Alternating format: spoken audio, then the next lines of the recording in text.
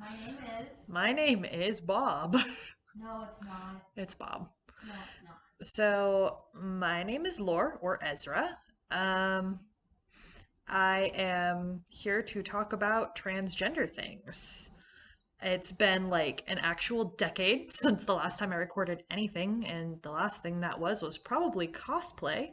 So, it's a mood. Um, so I have a little list here, and I'm going to start trying to do these videos on the regular and potentially make a new YouTube because my old YouTube is really weeb trash. So that's not going to work. And I'm here to talk about being a small glittery trans boy. So um, I wanted to kind of approach this in a different kind of way than a lot of YouTubers I've seen. And so I am just straight faced, no makeup, wearing what I would wear on the daily basis, just trying to like present myself as a human being to other human beings. Unfortunately, due to quarantine, my hair was teal at one point and is like no longer teal. It's some horrible offshoot. So someday it'll be teal again, when the Ulta returns. So, one of the first things I kind of want to talk about here is being a non-masculine transgendered person. So, I haven't seen too many people on YouTube who've talked about this, and I want to kind of just get this out of the way right out of the gate. We as a community have a gatekeeping problem. If you feel the need to post comments like your hair is long, you are not trans, or the decisions you've made don't make you trans, let's just not put those in the comments. If you are not interested in this video, there are other videos out there for you. This is going to be its own brand for people who need to hear what I have to say. It is not going to be everybody's flavor. So, to kind of get this going, I am 27 years old. I have actively socially transitioned. I go by he, him, they, them. My hair is being grown out because I want to try it out long. I started socially transitioning without really understanding it when I was about 18. I had really short hair for a really long time, and I was just really bored of it. So I wanted to see what my hair looked like long. A lot of guys are rocking it right now. So I was like, yeah, kind of sucks because without tea currently, it's really hard to pass because societal gender norms. But I've been enjoying the process. I apparently have really nice hair, which I didn't as a teenager, so that's wild. Who knew? The big thing I'd really like to try and cover is what I'm going through right now. So I've been on my trans journey as an out trans person for about 3 years. Before that, I understood that I was different. I knew that I was not a biologically female person, but I didn't have the vocabulary to put to it. And then when I got the vocabulary to put to it, it took me a long time to get to the point where I felt comfortable with that. And it's been kind of a long process. I will probably make a video that kind of details internalized transphobia, being a queer identifying person from a very young age, and what those stereotypes did to my coming out as a trans person. Being a young transgender person in the 2000s con scene and what that did for me. Um, but currently, we're kind of going to cover something kind of wild that's happening in my life, and that is that I am 8 weeks pregnant. And that is the reason I am making this video. So, in the process of coming out, going to gender therapy, being diagnosed 3 times with gender dysphoria, and starting my plans to start T over and over and over again, there was one really big thing that was holding me back. And it is that my wife and I want to start a family. And I, as a transgender person, have never had an issue with the idea of carrying a child. I know other trans people who are male identifying, female born bodied, have experienced this, carried children. Some stop T for a little bit and they carry a child. But I've never had the opportunity to talk to anybody outside of like seeing what I do on the news about that male who's been impregnated and blah. So, I just felt like there needed to be a conversation about this. The big thing that kept stopping me from starting T was the fact that I really wanted to have my own child before I had surgery because when I'm ready to transition after this, which will be immediately after the child is here, I'm doing it all. We're doing hormone replacement therapy. I'm getting top surgery. I'm going to have a full bottom surgery to an extent, and I will document all of that as we get there. But the whole point of it was, I really wanted to have a child. And to me, like, I have a lot of really bad dysphoria with everything under the belly button, but the idea of being pregnant never bothered me. I don't know if that's because I'm a more effeminate trans boy. And again, let's just break this down. Being a feminine trans boy does not detract from being a trans man. It does not. If you like to wear dresses, but you identify as male, you are still a man. It's fine. You can wear your makeup, you can wear your glitter, you can wear your high-heeled boots and crop tops. You don't have to wear a wife beater and cargos to be a real trans boy. For all of the poor pastel twinks out there in the world, I just need everyone to know this. And this is a big conversation in my house because it took me a long time to understand that my fashion choices did not mean anything about my gender identity. And I wish that somebody had explained these things to me when I was younger because it caused me a lot of emotional trauma.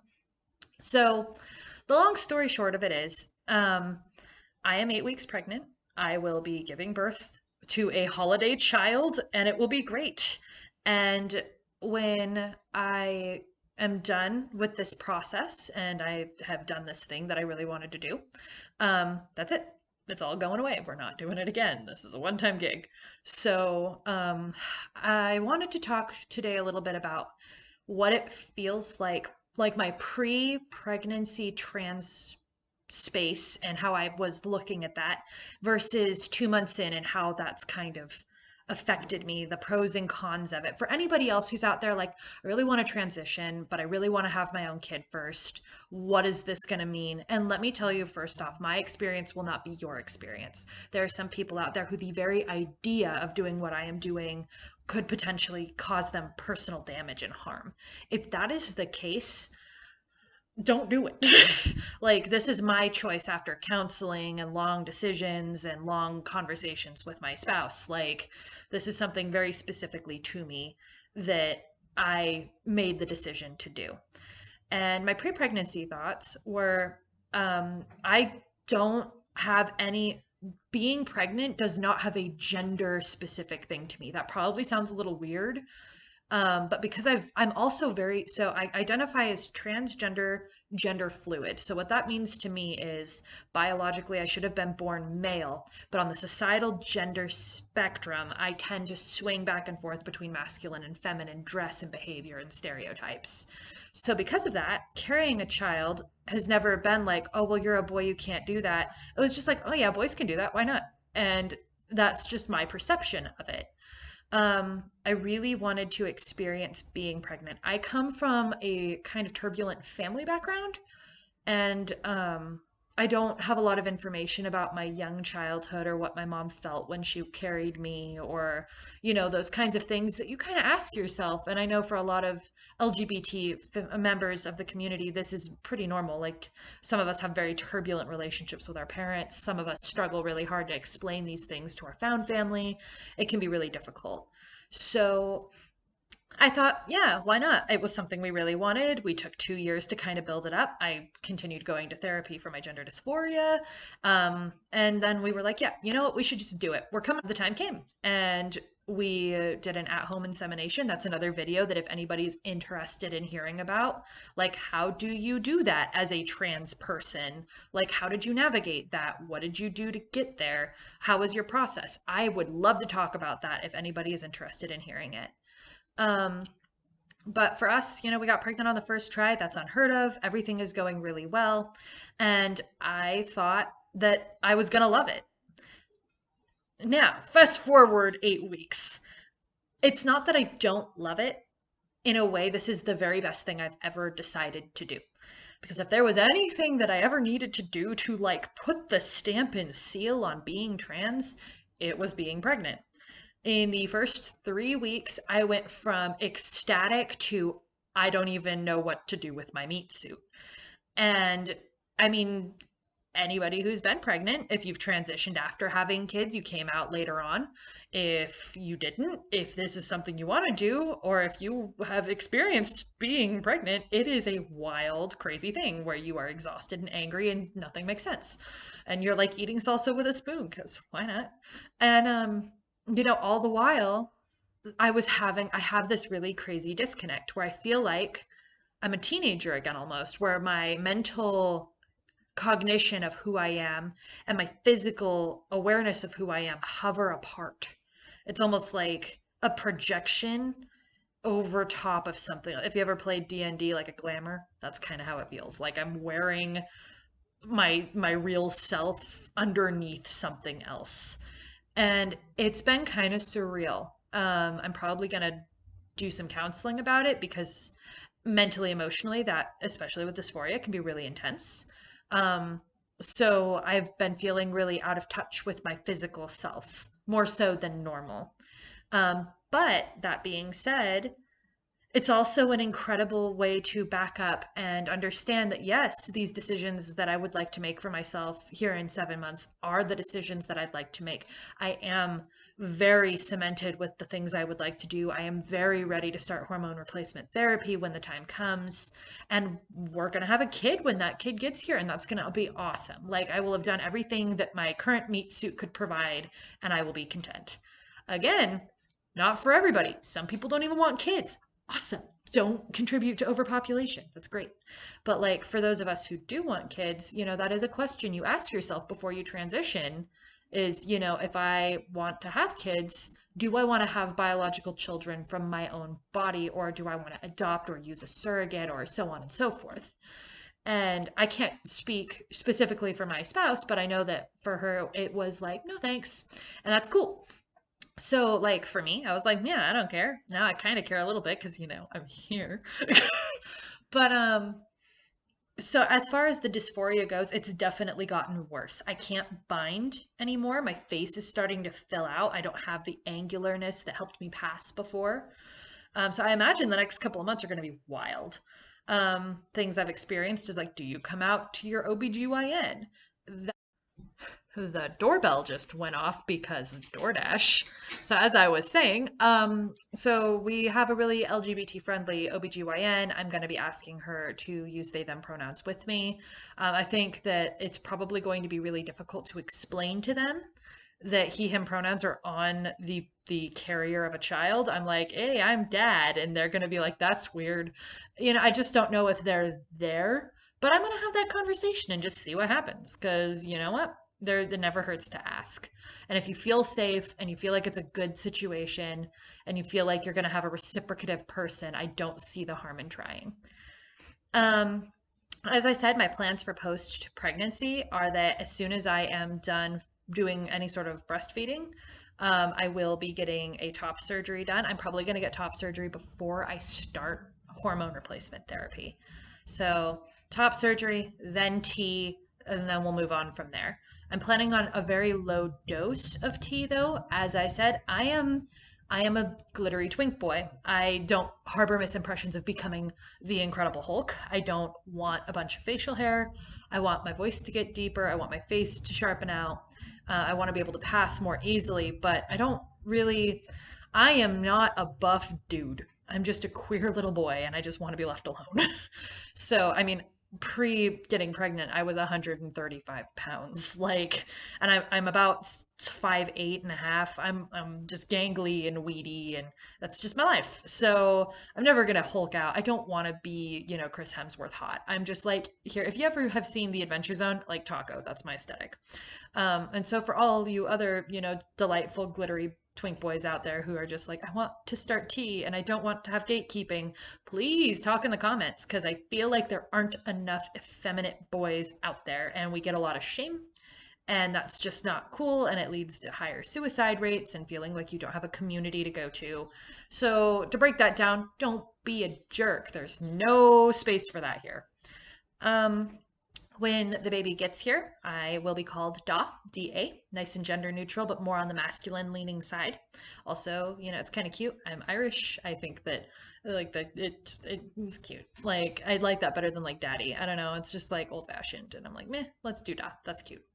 Also, Papa just sounds like something you'd call your granddad. Now I'm not that old, so how will we explain this to our kid? That's like the biggest question I've had so far. Is like, whoa, how will you explain that your father carried your child? And it's just like, well, you sit your kid down, and kids are really smart, and you say, hey, your father was born female and transitioned, and before that happened, you happened. Surprise! It's going to be a little bit like more, PC than that. But like, that's kind of the gist. We're going to raise our child with a really good understanding of what is gender and how does it exist on a spectrum.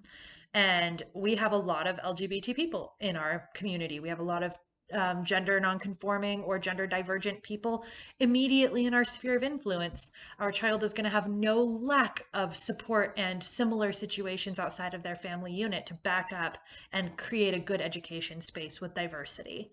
And that's the big goal here, is that our child will grow up with an enriched, diverse community of people to allow them to adjust and acclimate. And no, we are not figuring out what the gender is on the baby. I feel like we just got to get that out of the way. We don't care. So, it's wild. All of our baby clothes say I like books. That's where we're at. Um, but yeah, I am planning on making a couple of other videos probably within the next couple of days just to kind of back this one up with some more story. Considering like, I haven't talked about any of this on YouTube ever. So if you've got questions or if there's a specific topic you would like me to kind of like break down, just throw it in the comments. I'm not going to bother with the like and subscribe. I'm not here for freaking money. If this helps you, if it's something that benefits you in any way, I'm really, really glad. If there's anybody else out there who's like, I really don't want to transition until I've had a kid, you're not alone. Just because you're trans doesn't mean you can't not want to have kids. You don't have to reject your entire body to still be transgender. You can like parts of your body and be on a wild gender spectrum. You can be completely agendered and identify with every aspect of your born self. You can be transgender and be okay with parts of your body. And I just feel like I want to say that for the people who didn't say it to me, because that really is important. I really can't stress enough how important it is. If there are things that you love about yourself, that is incredible. We don't love ourselves enough. And this whole blog, vlog, diary process is to kind of back up and continue to like support loving yourself for your decisions and the things you know are good for you. And that brings us around to, if you feel like you're in danger, please contact a suicide helpline. If you feel like you are watching this and you are having dysphoric thoughts, contact a safe person to talk to and talk about that with the person that you feel safest with. If you feel like you are a danger to yourself, immediately call 911. I feel like you just need to underscore that in any video where you're talking about trans things. Like, if you feel like you are in danger, that is serious. Please take it seriously and reach out to the helplines and supports that you have access to. So, if you like this stuff, awesome. We'll keep talking about it. I'm gonna go and eat my dinner now and edit this and throw it up online, and hopefully somebody will be like, hey, talk about this thing, and I'll do that. So, yeah, I'm gonna go. Thanks for listening.